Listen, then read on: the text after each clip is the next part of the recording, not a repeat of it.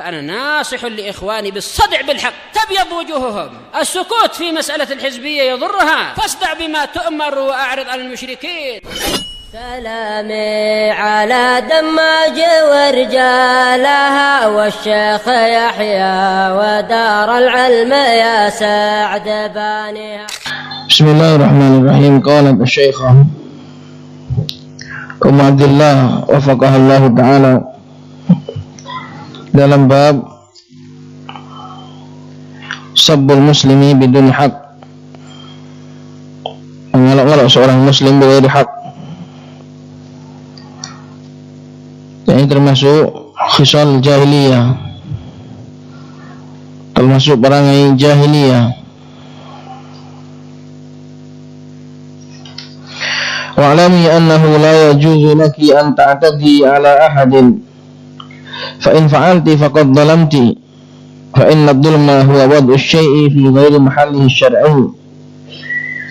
Dan ketahuilah bahwasanya tidak boleh bagimu untuk melampaui batas, untuk berbuat tidak, yaitu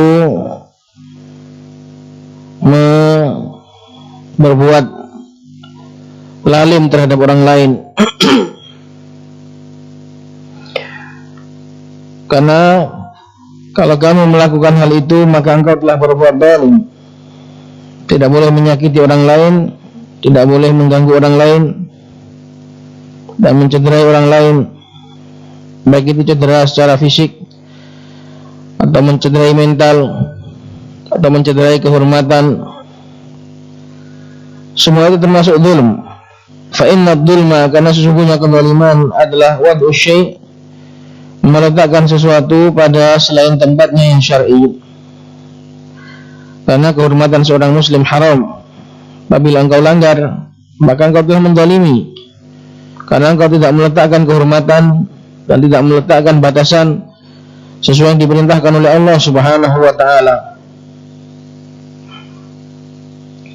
Maka segala bentuk gangguan terhadap orang lain bighairi haq, seluruhnya adalah dinamakan sebagai kezaliman.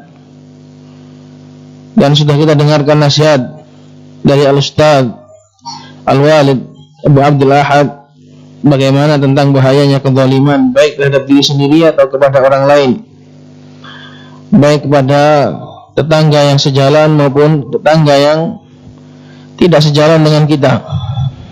Selama itu adalah kezaliman, maka itu adalah sebab kecelakaan bagi kita di dunia dan di akhirat. Waliyadu billah. Wa qad thabata fi sahih Muslim biraqam 2581 min hadits Abi Hurairah anna Rasulullah sallallahu alaihi wasallam qala atadruna manil muflis. Bahwasanya Rasulullah sallallahu alaihi wasallam bersabda kepada para sahabat, atadruna manil muflis, tahukah kalian siapa itu orang yang muflis, bangkrut? Qalu al-muflisu fina man la dirham lahu wa la mata'. Maka mereka menjawab, muflis menurut kami, muflis di sisi kita adalah orang yang enggak punya dirham dan enggak punya barang-barang, habis semua. Itulah makna bangkrut di sisi kami. Maka Rasulullah sallallahu alaihi wasallam menjelaskan makna yang lain, yang lebih utama. Kebangkrutan yang paling utama adalah kebangkrutan di akhirat, bukan kebangkrutan di dunia. Karena alif lam di sini lil ahad. Alif lam di sini manil muflis, siapakah orang yang muflis? Maka Rasulullah sallallahu alaihi wasallam menjelaskan, innal muflisa man ya'ti bi shalatin wa zakatin wa siyamin wa ya'ti wa qad syatama hadza wa qadhafa hadza wa akala mala hadza wa safaka dama hadza wa daraba hadza. Seorang muflis yang hakiki adalah orang yang datang pada hari kiamat dengan salat, dengan zakat, dengan siam.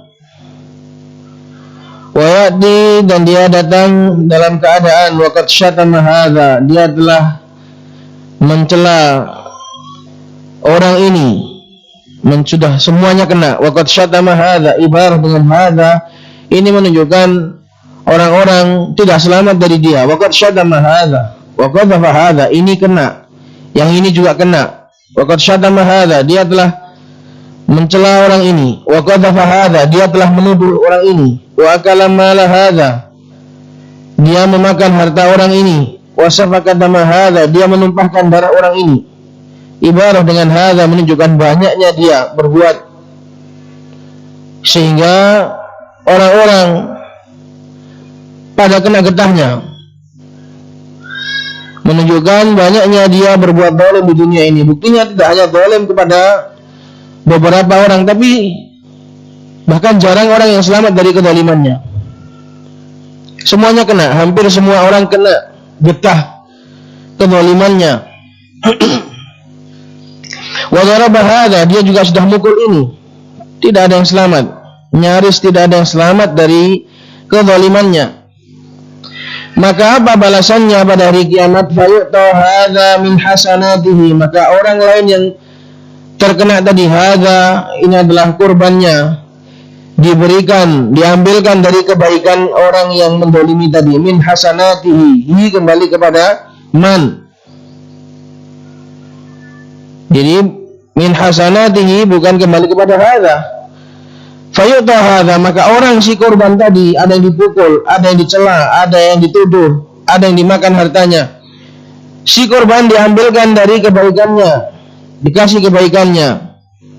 Wa hadza min hasanati, dan korban lain diberikan kebaikan dia juga, diambilkan lagi kebaikannya, dikasihkan kepada orang yang dizalimi. Jadi orang yang dizalimi akan diberi dari kebaikan-kebaikan yang dibawa oleh orang yang mendolimi tadi. Fa in faniyat hasanatuhu, apabila sudah habis kebaikan-kebaikan yang ia lakukan, qabla an yuqda ma alaihi, sebelum tertunaikan apa yang menjadi tanggungannya, sebelum selesai seluruh kezalimannya, maka ukhidha, enggak ada cara lain kecuali ukhidha min khotoyahum, gantian sekarang kesalahan dan dosa-dosa dari para korban diambil. Faturihat alaihi, karena orang yang mendolimi sudah enggak punya lagi kebaikan yang untuk diberi kepada yang didolimi, maka satu-satunya cara adalah keburukan dan dosa-dosa orang yang didolimi diambil, lalu faturihat alaihi, lalu dilemparkan kepada dia, ditumpukkan kepada dia semua. Tsumma turiha finnar, kemudian orang tadi dilemparkan ke dalam api neraka, waliyadzubillah. Maka ini adalah ancaman yang sangat keras dari Rasulullah sallallahu alaihi wasallam.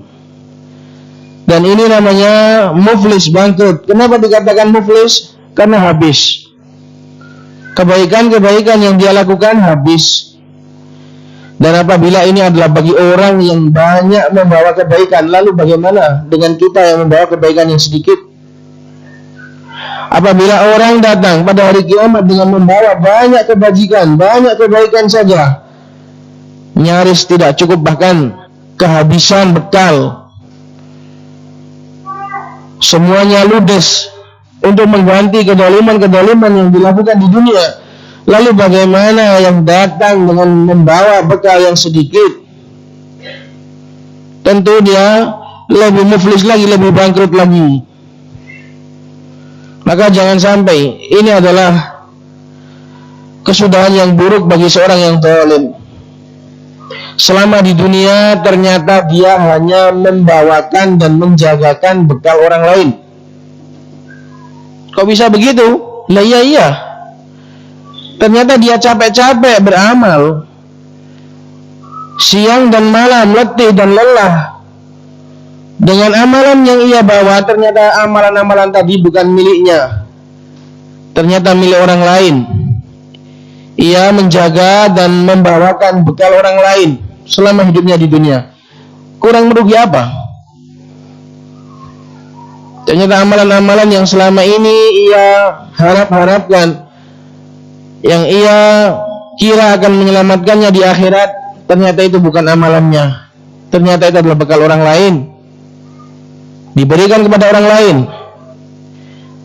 Dan ternyata keburukan-keburukan orang yang dilakukan dengan senang hati, dengan foya-foya, ternyata malah digantikan menjadi miliknya.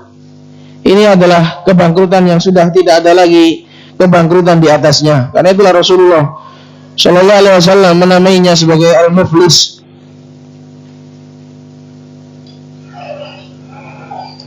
Atau bisa juga alif lamnya alil kamal. Bangkrut yang paling parah adalah bangkrut seperti ini. Sepanjang hidupnya hanya membawakan bekal orang lain.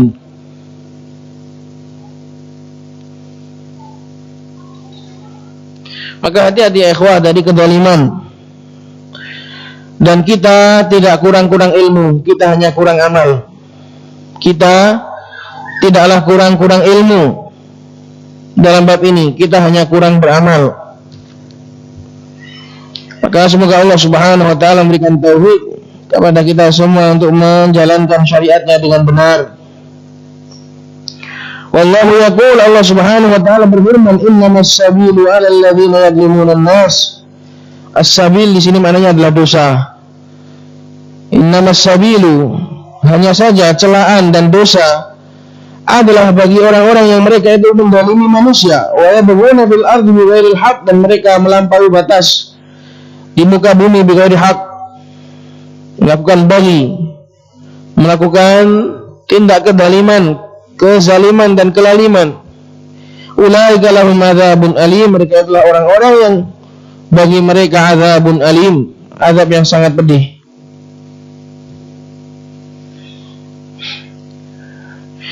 Jadi dalam ayat ini memberikan batasan innamas sabilu, bagi orang yang tidak zalim, mereka enggak berdosa. Dosa itu hanya diberikan kepada orang-orang yang mereka menzalimi manusia dan berbuat baghi di muka bumi bighairi haqq. Wa qala al-Imam Muslim al-Mujallad ar-Rabi' safhah atau biraqam 2000 atau safhah 2000, haddatsana Yahya ibn Ayyub wa Qutaibatu wa ibn Hujr qalu haddatsana Ismail ya'nuna ibn Ja'far an al-Ala an abihi an Abi Hurairah radhiyallahu ta'ala anhu anna Rasulullah sallallahu alaihi wasallam qala al-mustabbani, lafadznya yang benar adalah al-mustabbani. Jadi sin dulu baru ta. Al-mustabbani, alifnya satu. Al-mustabbani, sebagaimana yang lewat dalam Adabul Mufrad.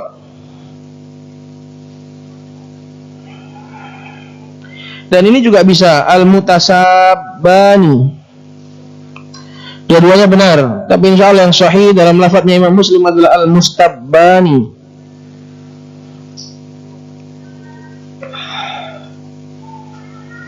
Ma qala fa'ala al-badi ma lam ya'tadil madlum. Al-mustabbani, dua orang yang saling mencela.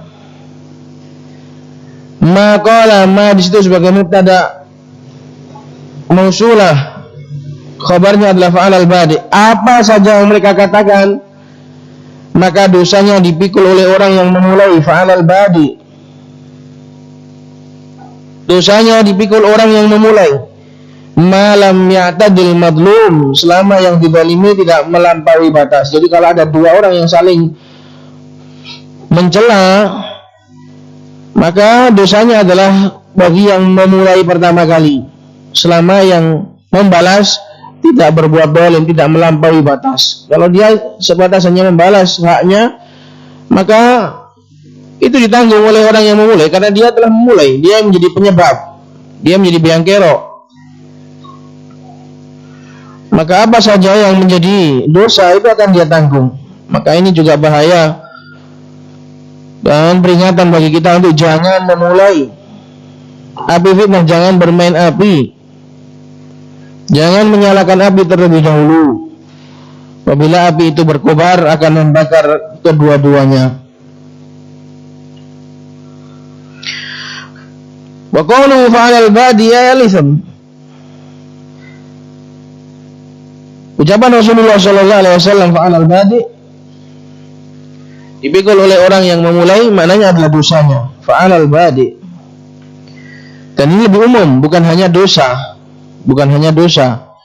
Ya resiko, semua resiko. Makanya Rasulullah SAW mengumumkan al-mustabbani apa saja yang mereka katakan kalau memang itu mengandung resiko, mengandung bahaya, ini yang disalahkan adalah orang yang memulai pertama kali. Dan juga Rasulullah SAW pernah lewat dalam Adabul Mufrad yang kita baca adalah dua orang yang saling mencela adalah syaitanan, dua syaitan. Di dalamnya terdapat dua syaitan. Kalau melampaui batas. Qalat wa man yu'tudi alaihi faradda an nafsihi jaza lahu ar-raddu bil mithl. Dan barang siapa yang u'tudi alaihi didolimi, u'tudi alaihi maknanya dia didolimi, dia disakiti, dia dimulai atas dia kezaliman, faradda kemudian dia membalas an nafsihi, membela diri, jaza lahu ar-radd, maka boleh bagi dia untuk membalas bil mithl, tapi harus dengan takaran yang sama. Kalau melampaui batas enggak masuk. Biasanya orang kalau dikasih kejelekan 1, balasnya 13. Dicela sedikit, balasnya 3 kali lipat. Ini enggak masuk dalam hadis ini. Yang boleh membalas itu adalah bagi orang yang tidak melampaui batas. Dan itu memang berat, karena tabiat manusia itu kalau diawali itu dia akan membalas dengan lebih banyak, karena dia merasa tersakiti. Wah, aku ini nggak ngapa-ngapain kok dipantik apinya, aku nggak ngapa-ngapain kok, aku biasanya baik kok diburuki, maka dia akan terpicu untuk membalas dengan yang lebih. Maka itu yang menjadi ditanggung boleh itu hanya pembalasan yang sesuai batasnya saja.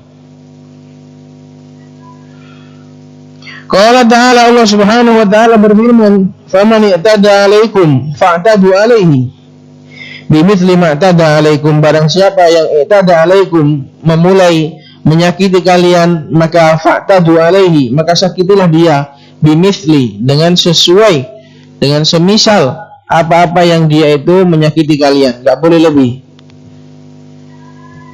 Maka syarat harus sesuai, ini adalah syarat yang berat. Karena nggak mungkin bisa melakukannya kecuali orang-orang yang benar-benar tertakar akalnya. Jadi perlu diperhatikan, membalas keburukan itu boleh tidak bagi semua orang, tapi bagi orang yang benar-benar tertakar akalnya, orang-orang yang benar-benar memiliki kematangan akal, dia tidak akan membalas kecuali dengan yang semisal. Karena rata-rata manusia itu bodoh dan juga banyak kedoliman. Wong nggak didolimi aja dia akan mendolimi, apalagi didolimi. Maka jangan mentang-mentang karena hukum membalas kedoliman itu boleh, kemudian menjadikan kita itu gegabah dalam membalas kedoliman. Ingat, membalas kedoliman itu ada batasannya yang berat. Rata-rata manusia nggak mampu untuk melakukan dan membalas kedoliman dengan sesuai. Rata-rata membalasnya juga lebih zalim, karena itu sudah menjadi sifat manusia. Innahu kana zaluman jahula. Kecuali orang-orang yang dirahmati oleh Allah Subhanahu wa ta'ala, yang mampu menakar perbuatan serta perkataannya dengan takaran syar'i. Wa qala, dan Allah Subhanahu wa ta'ala juga berfirman, wa in aqabtum fa'aqibu bimithli ma uqibtum bih. Apabila kalian membalas, apabila kalian menghukum, aqabtum, kalian menghukum, fa'aqibu, maka menghukumlah bimithli ma uqibtum bih, dengan semisal apa yang kalian itu dihukum atau disakiti dengannya, enggak boleh lebih. Maka ini adalah satu syarat yang harus diperhatikan dalam membalas kezaliman. Harus, kalau mau membalas harus sesuai. Karena itulah Allah Subhanahu wa ta'ala lebih mengutamakan untuk memaafkan saja daripada kita membalas, resikonya belum jelas.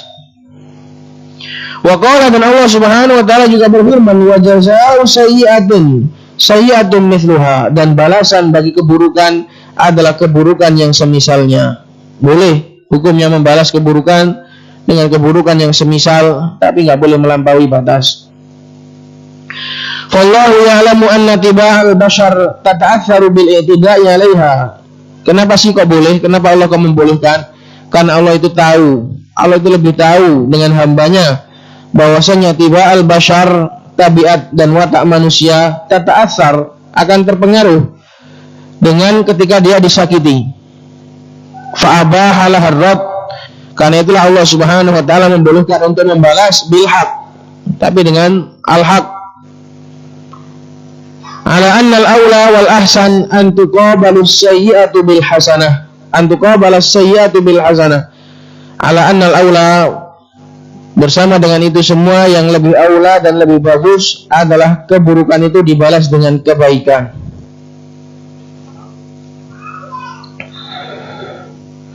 Dan ini lebih sulit, tidak membalas. Jadi urutannya itu rata-rata manusia itu apabila dizalimi, dia akan mendolimi dengan yang lebih besar. Makanya nggak boleh mendolimi, karena nanti malah orang lain akan menjadi mendolimi kita, saling mendolimi akhirnya. Jadi urutannya manusia yang paling banyak itu apabila didolimi, dia akan mendolimi yang lebih besar. Kemudian yang boleh adalah apabila didolimi, dia membalas dengan kezaliman yang serupa. Kemudian urutan yang lebih mulia lagi, apabila dizalimi dia memaafkan, tidak membalas. Itu urutan yang ketiga. Urutan yang keempat, apabila dia dizalimi dia membalas dengan kebaikan. Ini yang paling sulit. Paham urutannya? Urutan yang pertama, dizalimi dia menzalimi balik dengan yang lebih. Ini enggak boleh. Dizalimi, yang kedua dizalimi dan dia balik menzalimi dengan yang semisal. Ini boleh. Urutan yang ketiga, dizalimi dia memaafkan atau tidak membalas. Ini lebih bagus. Kemudian lebih bagus lagi adalah dizalimi dan dia membalas dengan kebaikan, dimaafkan, terus dinasihati, malah diperbuat baik kepada dia. Ini lebih istimewa lagi.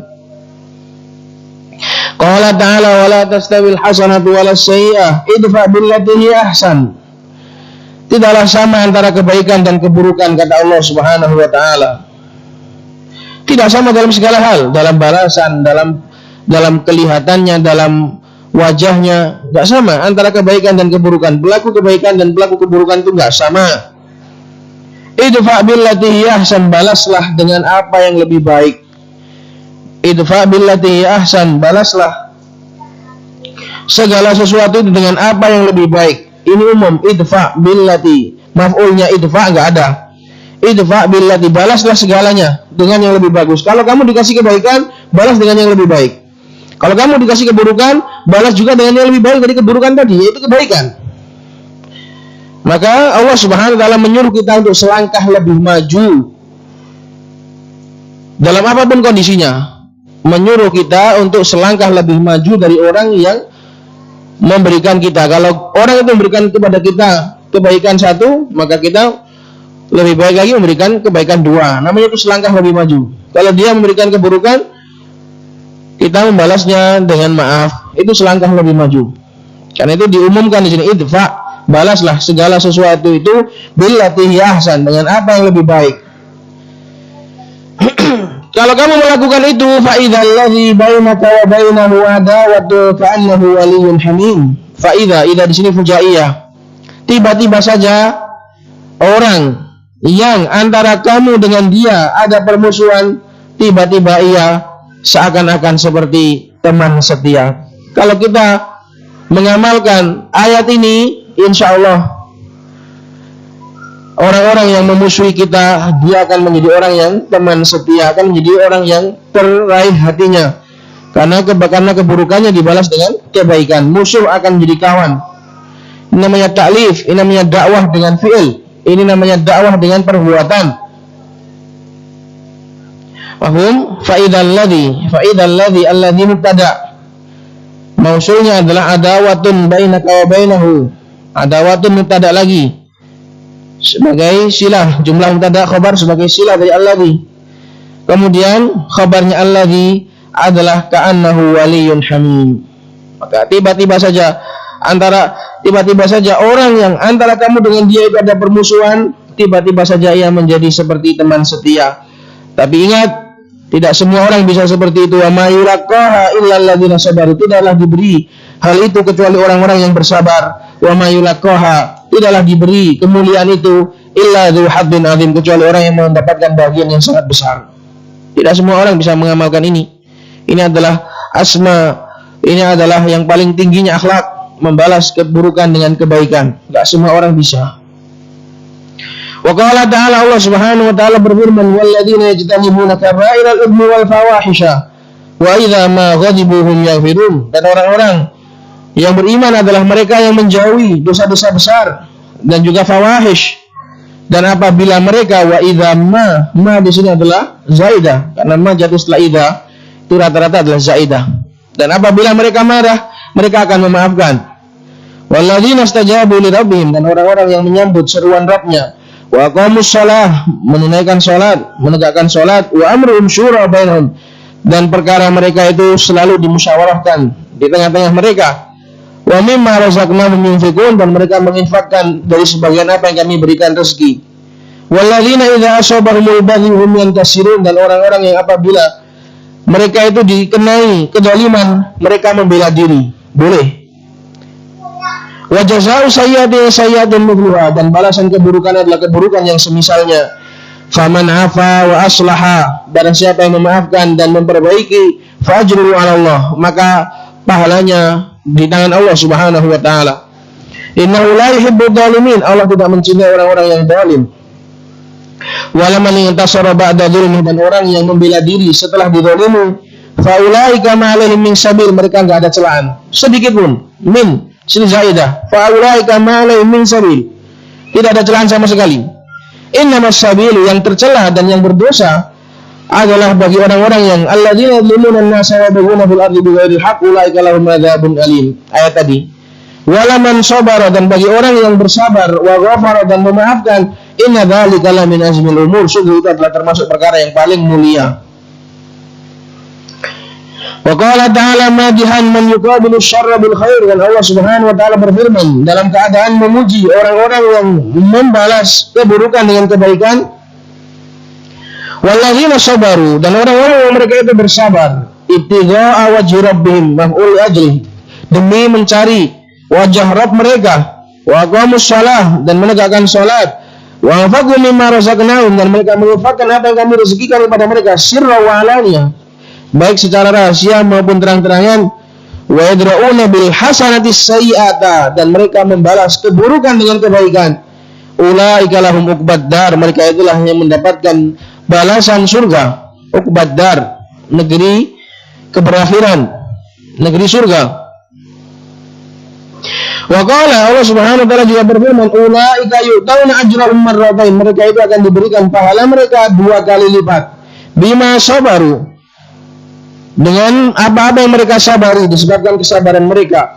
Wa yadra'una bil hasanati sayyi'ah, dan mereka itu akan membalas dengan kebaikan keburukan, membalas keburukan dengan kebaikan. Wa mimma razaqnahum yunfiqun, dan akan mereka itu dari apa yang kami berikan rezeki mereka menginfakkannya. Wa fi sunan Abi Dawud, dalam sunan Abu Dawud, min hadits Jabir bin Sulaim, dari hadits Jabir bin Sulaim. Jabir bin Sulaim ini termasuk sahabat yang namanya itu bisa dibalik, termasuk antik. Para ulama mengatakan Jabir bin Sulaim bisa juga dikatakan Sulaim bin Jabir, karena ada 2 pendapat dari kalangan para ulama, sehingga dua-duanya dipakai. Ada yang mengatakan namanya itu Jabir bin Sulaim, ada yang mengatakan namanya Sulaim bin Jabir. Kunyahnya Abu Jurai al-Hujaini. Jadi bisa dicari di Sulaim bin Jabir, bisa dicari Jabir bin Sulaim. Anna Nabi sallallahu alaihi wasallam qala, bahwa Nabi sallallahu alaihi wasallam bersabda, wa in imru'un syatamaka wa ayyaraka bima ya'lamu fika fala tu'ayyirhu. Dan apabila ada seorang yang mencelamu, mengolok-olokmu dengan apa yang dia ketahui dari keburukanmu, fala tu'ayyirhu bima ta'lamu fi, jangan kamu mencelanya, membalasnya dengan keburukan yang kamu ketahui ada pada dia. Fa innama wabalu dzalika alaihi, kenapa? Karena sesungguhnya malapetaka dari celaan tersebut akan menimpa dirinya sendiri, enggak perlu dibalas. Makanya berapa kali ku nasihatkan, enggak usah membalas keburukan, dia akan terbalas dengan keburukan dia sendiri. Wal haditsu Hasan bin Walid rahimahullahu taala fi Sahih Musnad al-mujallad al-awwal safha 144. Hadis ini dihasankan oleh Syekh Al-Albani dalam Sahih Musnad.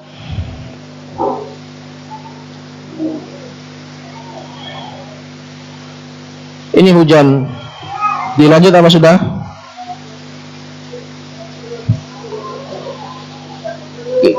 Kita selesaikan syairnya ya. Wasyairu yaqul, sedangkan syair mengatakan, uhibbu makarimal akhlaqi juhdi wa akrahu an aiba wa an uaba wa asfahu an sibabin nasi hilman wa syarrun nasi man yahwa sibaba.